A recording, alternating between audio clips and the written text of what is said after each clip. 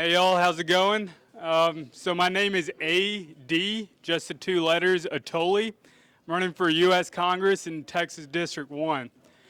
So just a few things about myself. I'm from a town called Center, about an hour south of here. Graduated high school 2005, so that puts me at 34 in March. I graduated as a valedictorian, ended up going to Rice, graduated at the President's Honor Roll there. I decided I want to go fight terrorists in Afghanistan. That's when the wars were really going hard. But, as they say, man plans and God decides. So that was 2008. I decided to go, but it was 2016 before I actually went into the Marine Corps. So for about 8 years, I just did a bunch of different short-term jobs. And the first job right out of college, I worked at Louis Gohmert's office in Capitol Hill. Absolutely hated it. Left after 5 months. I loved the congressman, loved the people I was working with. A lot of them were actually helping me now with the campaign. But the swamp is exactly what you think it is. All right? So I left after 5 months. I moved back here to East Texas. And while I was waiting on my application, ended up roughnecking in the oil field. So here's a guy, scored 99th percentile nationally on the SATs, 99th percentile nationally on the ASVAB, which is the military entrance exam, 99th percentile nationally on the Department of Defense military officer test, and I'm out here pulling slips, slinging sledgehammers, and mopping floors with the boys on the rig. And I absolutely loved it. So I stayed there for years. I stayed there till the next bust in the oil field. Worked my way up. I became a motor hand, which is the guy that fixes all the machinery on the rig. Then I worked my way up to a derrick hand, the guy that fixes everything in the heights on the rig. And then I became a driller. So around the age of 25, for whatever reason, they put me managing an oil rig as a driller. And for those who don't know, an oil rig is a steel structure, roughly 15 stories high, roughly an acre wide, roughly $25 million. And so the boys and I, we've drilled multiple oil and natural gas wells, 3 to 4 miles deep, across East Texas, North Texas, West Texas, and New Mexico. It was an amazing job. I learned probably more than I did at Rice in the oil field, because you just cannot beat practical real-life experience, right? And although I was the manager, everyone I worked with was older than me and had more experience, so I learned a lot. But by that time, the oil cycle went bust. Ended up finally going into the Marine Corps, stationed as a Marine Corps artillery officer in Camp Lejeune with 1st Battalion, 10th Marines, and I was in charge of units ranging from 4 was the smallest to a little over 100. And the reason I'm running for office now is I am absolutely disgusted with what I'm seeing coming out of D.C. And I think we all are, right? And the root cause of every single issue that we argue about now, whether it's open borders, right? CRT, a healthcare system that does not work for the middle class, public schools that don't work for certain communities, the national debt, whatever it is, the root cause of all these issues is the federal government.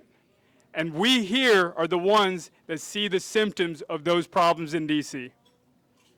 The direction that career politicians and the swamp monsters have taken us is unacceptable. And I think people across the country are finally realizing that we better wake up, right? And it's not just at the federal level. We need to wake up at the local level, at the state level, and the federal level, because these career politicians, all they think about is what will keep me in my job 5 years from now. And they do not care about what's good for our society. And so as we've gone across East Texas, we've seen folks across East Texas really start to get involved in different aspects of public service. And I want to do that for us at the federal level. And I'll say this right now, okay? There's nothing or no politician you can elect to D.C. that can fix the swamp, including me, because I'm a politician now. Or it doesn't matter how smart you think you are, or how hardworking, or how nice or capable. The swamp is a beast. And I know this because I have friends from my time on Capitol Hill, from my time stationed in Quantico, Virginia. I have friends at the Pentagon, the FBI, the Department of Energy, et cetera, both houses of Congress, White House.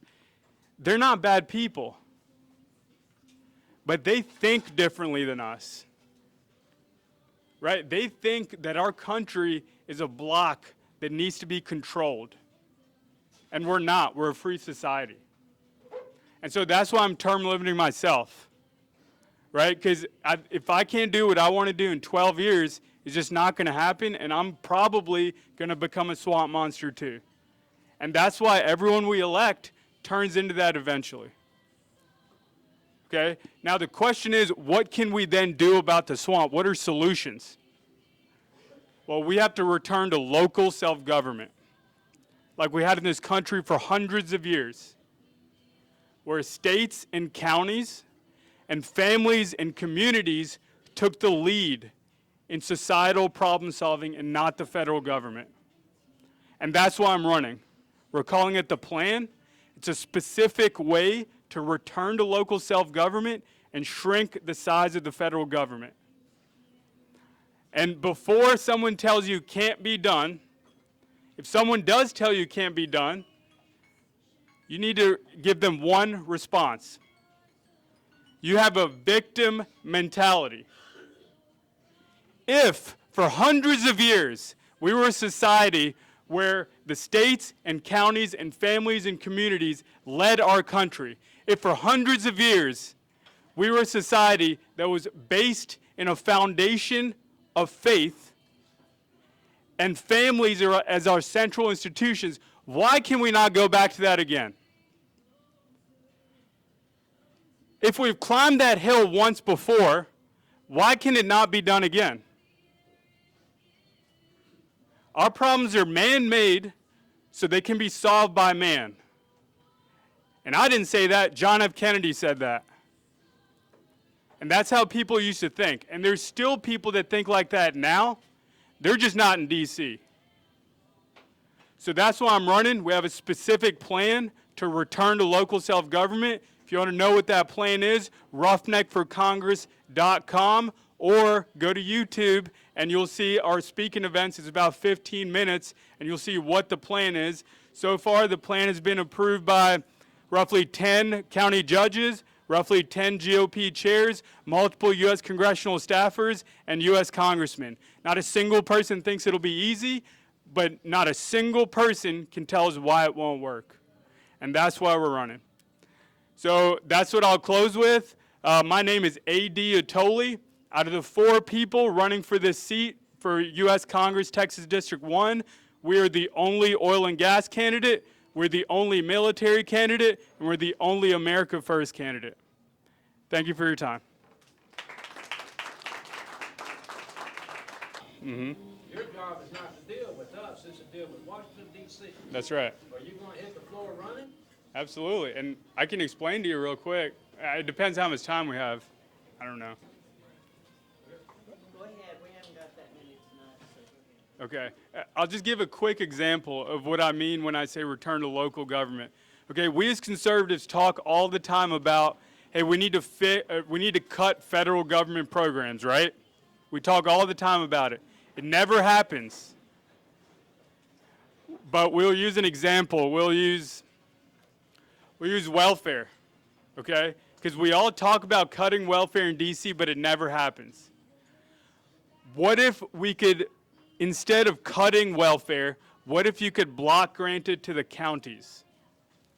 So the counties would be in charge of administering welfare, and they could administer it on a person-by-person, case-by-case basis, so they can cut it off for people that are taking advantage of the system, but then they can actually help the people that maybe need help for a few months. Right? So that would be something how the party of local government would handle it, is we would take the federal government and block grant the money to the counties. The counties would administer, so your society would get used to counties administering welfare, and then eventually you could just take the federal government out of that process. You know, and that's how you slide us to a place where eventually welfare is out of our society. You could do that for multiple federal issues, like healthcare, education, et cetera.